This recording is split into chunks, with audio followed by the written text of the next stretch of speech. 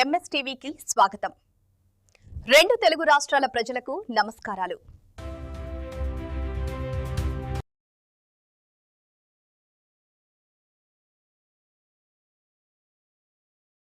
Welcome to MS media. ఈరోజు కామవరం గ్రామం గంగవరం మండలం మహిబాద్ జిల్లాకు వచ్చాము. ఇక్కడ సత్యం గారు సర్పంచ్ గారు సత్యం గారితో కొన్ని విషయాలు మాట్లాడదాం. నమస్తే సార్. నమస్తే. చెప్పండి సార్, మీ యొక్క సర్పంచ్కి టికెట్ ఇచ్చినందుకు గెలిచినందుకు ఏ విధంగా ఫీల్ అవుతున్నారు? అదేవిధంగా గ్రామ ప్రజలకు మీరు ఏమని సందేశం ఇస్తున్నారు?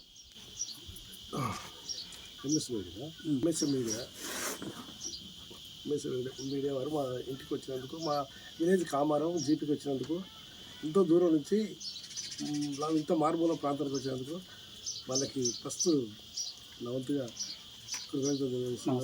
నమస్తే.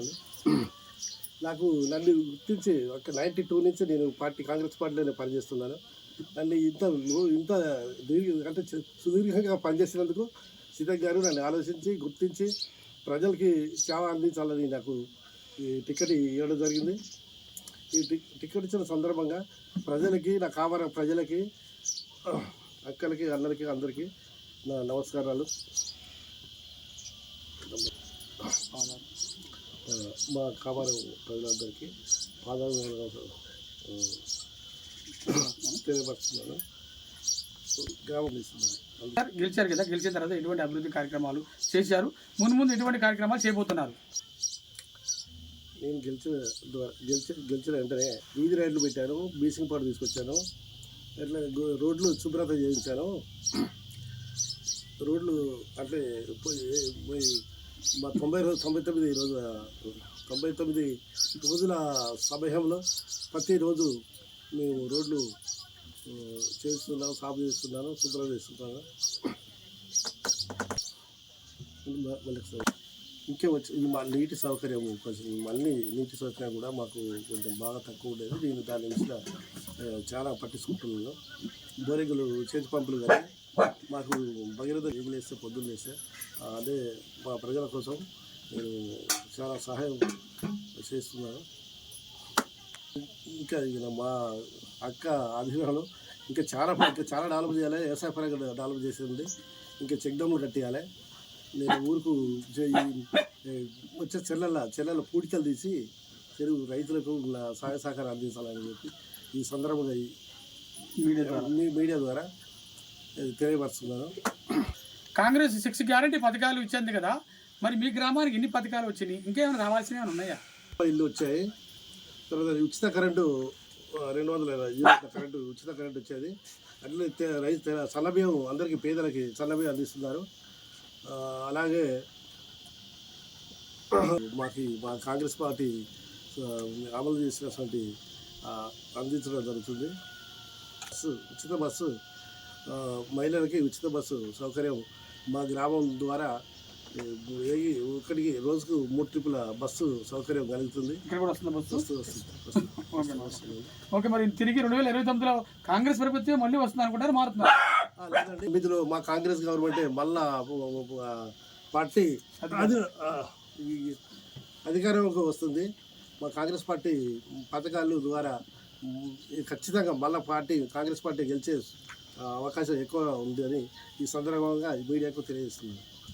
ఓకే సార్, మిమ్మల్ని గెలిపించడానికి కీలక పాత్ర పోషించిన వాళ్ళు ఎవరైనా ఉన్నారా? మీ గ్రామంలో ఎంతమంది ఉన్నారు? 5 మంది ఉన్నారు. వచ్చేసి నరసరి కమలాసన్, సనప పెద్ద ఎర్రయ్య గారు, సనప చిన్న ఎర్రయ్య గారు, తర్వాత వచ్చేసి సనప పెద్ద నాగేశ్వరరావు గారు, బాబు గ్రామ పెద్ద మనిషి పటేల్ గారు, ఇక సాంబయ్య గారు, ఇలాగనే ఇంకా సల్ప సుధాకర్ గారు, కల్తి లక్ష్మయ్య గారు వాళ్ళు భార్యాభర్తలు కూడా మాకు ఫుల్ సహాయ సహకారాలు ఇచ్చారు. సల్ప సుధాకర్ భార్యాభర్తలు మాకు చాలా దగ్గరగా ఉండి మాకు ఎరువెంట రాత్రి బావులు మాకు మా ఎంపటి పనిచేసిన కార్యకర్తలుగా వాళ్ళు ముందంజలో ఉన్నారు. వచ్చేసి ఇంకా వివిధ శాఖల నుండి, అంటే బయట నుంచి, అక్కడి నుంచి, ఇక్కడి నుంచి మాకు బాగా సహకారం చేస్తున్నాయి. ఇవాళ ఈ కాంగ్రెస్ పార్టీలో సర్పంచ్గా గెలవడం జరిగింది కామర జీపీ నుండి. ఇదే విధంగా ఈ మీడియాకు నమస్కారం. చెప్పండి సార్, మీ కామవరం గ్రామంలో మెయిన్ సమస్య ఏంటి? కొన్ని దినములుగా బాధపడేటటువంటి, ఇప్పటి నుంచో మీరు అనుకున్నటువంటి సమస్య ఏమైనా ఉందా?